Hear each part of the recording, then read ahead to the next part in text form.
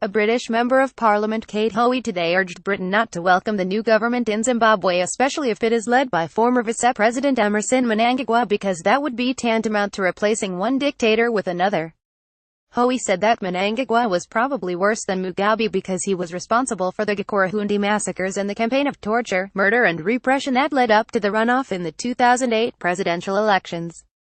Although the military, which stepped in today to prevent the country from being taken over by counter-revolutionaries and criminals, said what it had staged was not a coup, she said, "This was a coup to ensure that former Vice-President Emmerson Mnangagwa takes over." Does the Foreign Secretary agree that changing from one ruthless leader to another ruthless leader will not help to create the conditions that can lead to genuinely free and fair elections in the coming year, and will not solve a dire economic situation in which thousands of people are destitute and food is scarce? She asked.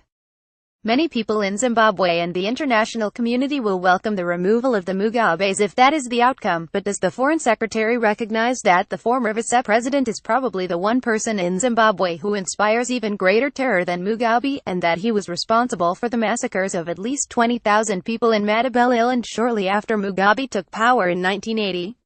Does he recognize that Mnangagwa, as head of Joint Operations Command, is widely viewed to have coordinated ZANU-PF's campaign of torture, murder and repression in the lead-up to the rigged runoff in the 2008 election?